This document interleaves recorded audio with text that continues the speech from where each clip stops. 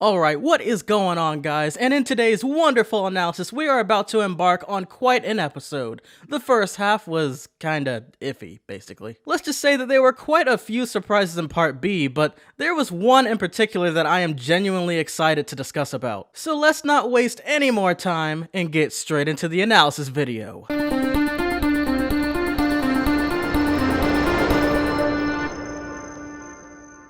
To begin our analyzing, we will be first dissecting the episode A Boy and His DC-700XE, which I should have known was going to be about a dragon cycle of some sort. Since DC, not Detective Comics, obviously stood for Dragon Cycle, and the number 700 was representing the number labeled onto it. Except I might be wrong about the number belonging to it, since the only thing we see labeled onto the Dragon Cycle's tag is its name. Within this episode, it begins with Hekapu, Talon, Kelly, and that awkward, quirky dude, and Marco himself enjoying themselves at the usual bar Hekapu, Talon, and Marco would go to occasionally after adventuring. Should have known Kelly was eventually gonna become a part of the equation after a while.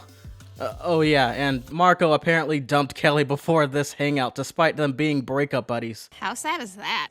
My breakup buddy broke up with me. All around me are familiar. Not only is that extremely ironic, but it gets me to thinking, sometimes I feel as if the Blood Moon Curse somehow made their relationship goals better. The Blood Moon Curse breaking, that is. Anyways, Tom eventually decides to come along with them to perform some dangerous stunts in order to prove himself, to which he practically fails every time at. Mainly because he simply didn't have the confidence, let alone the connection and trust for his dragon cycle that he possessed, as opposed for Marco, who fit the bill perfectly. And then speaking of Marco, Tom's reasoning for wanting to hang out with Hekapu and the gang was in order to feel somewhat cool like Marco. Unsurprisingly enough, Tom finally admits to having a boring personality, while Marco for a change is dubbed as the dangerously rad one. I mentioned this in a video a while back from now, but man has Marco's character escalated from season 1 and then on. He went from safe kid to danger dude. And really, that just about does it for this episode. I mean that, and Tom gets frickin' demolished again within this episode.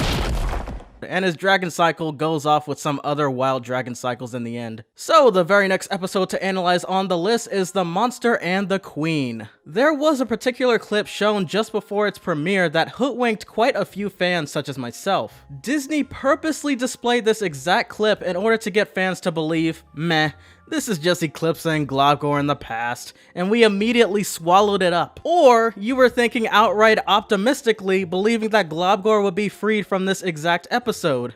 Well, okay, not exactly. The very start of the episode portrayed Eclipse as a completely ruthless thief, showing a piece of the magic book of spells vanished from Star's original hiding place. And Star gets this clue from Glossaric after she catches him going through her secret closet stash and exclaiming the fact that he wasn't the only one going through it. This was definitely intentional so that Star would get a clue as to what to look for next. His methods are strange, but they are indeed effective. The episode then shows Eclipse lighting her way through a secret fairy passageway in order to meet, you guessed it, Globgor, who emerges from the inside of the passageway's waters and gently pushes Eclipse along for a romantic ride. But sometime down the line, he has to shrink down into size in order for him to fit inside of the boat and make it through the cave. There is a huge theory that I'm about to say within this video, but let's just say that it has something to do with Eclipse's earrings, and I'll save it for later. The first clue showing that there was something a bit off about Eclipse's encounter with Globgor was the simple fact that we can clearly see the butterfly castle intact in the background. And there was also the detail that Globgor himself mentioned, stating that no humans were shown throughout the entirety of the date. After finally making it to the end of the ride, Globgor then shrinks down to an even smaller size so that this time Eclipse can carry him and manage to pick up her one and only rock guitar. And then she proceeds to sing along with Globgor about sneaking out through the land of Muni and being with him. And all of these actions were referenced throughout the Magic Book of Spells about how she would sneak past many places in order to meet with Globgor. Plus, it would very much once again explain her knowledge of the multiple tunnels throughout the kingdom. Globgor later on makes it to his supposed dating area and pretends that some humans must have stolen his prepared goods. So that way he would have an excuse to barge his hand into a nearby mining cave and retrieve a large red gem as a gift,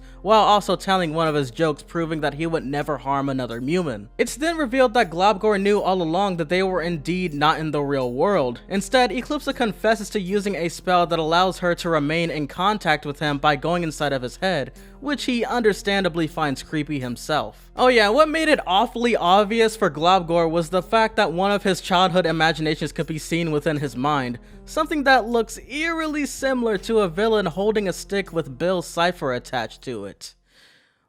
The Illuminati. Eclipse also was about to unveil a gift to Globgor, explaining that if she were to simply pull the string off of the crow she brought, Globgor would then finally have the opportunity to be freed from his crystallization and be able to see his daughter. And what do you know, this spell is from the one and only Celeria the Monster Carver, her mother. Something that I have been theorizing for months now, my dudes.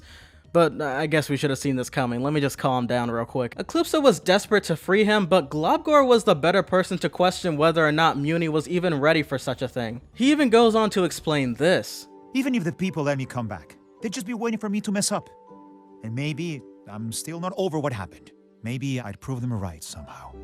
It sounds as if there was something in the past that the Mumans have done that must have triggered him to become so vile and destructive, which was probably the incident with him burning the Spider Bites village. So far, throughout the entire episode, Globgor seems to be a reasonable dude, and honestly, I guess they just depicted him as a really bad guy for some certain reasons that were taken out of context. Plus, we've seen Tapestries be a bit more exaggerated than what actually happened. This would even explain as to why Eclipse herself admits to Globgor burning down the Spider Bites village and eating Shastacan and saying that the truth was much more complex than that. So, all in all, Eclipse agrees and decides to further regain trust from the Mumans before releasing Globgor from his crystallized state. Star evidently catches Eclipse in the act, as well as finding out about her stealing the remaining piece of the Book of Spells in order for the Silkworms to repair it, just as the real-life edition Book of Spells cleverly was hinting at. Once again, shoulda known. Apparently, Eclipse knew where to find the last piece by going into Star's mind, which, by the way, was something Globgor even said was creepy himself. To make matters worse, one of Eclipse's excuses for not caring too much about her people and their thoughts about her was that she was never given a proper coronation. Something that Star volunteers to do for her, which I'm sure is the next episode. Star doesn't just scold Eclipse completely, however, throughout the argument.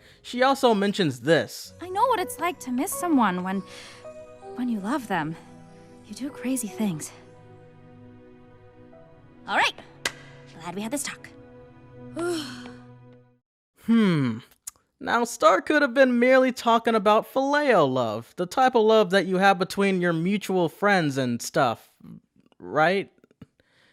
Is Operation Starco a go or what? But besides that, the episode ends with that, so Eclipse, I guess, prepares for the best. This truly showed how careless Eclipse tends to be at times, alongside with how she mentioned back in Season 3 about her self-control issues, or how in the book she uses dark spells in order for her to get things done, much like her very own spells' behaviors. By the way, seriously, is she evil or what? Because this is starting to ache me. But my final point before closing is back to the moon shown on Eclipse's ear as earrings. Do you think it was all a coincidence? And about Globgor's Hispanic-like accent.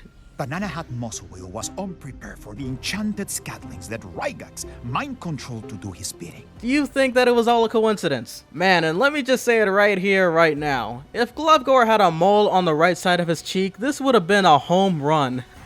However, my theory so far is still a bit flawed, and it's that I believe that Marco is a true butterfly and is the relative of Eclipse's potential father, the sailor in the painting. The Diazes are rich, yet we don't know either of their occupations. The Diazes are okay with Star's magic when she first comes to Earth. Marco Jr. as well has a mole. Skywin mentions certain humans being flung onto Earth after an incident, and it was slightly mentioned in the show itself in Season 1's episode Freeze Day. But of course, this is all just speculation once again. And there's another video from me with Selena and Marco that I highly recommend that you all check it out. Thank you all once again for your wonderful presence on today's video, and I will catch you all in the next one.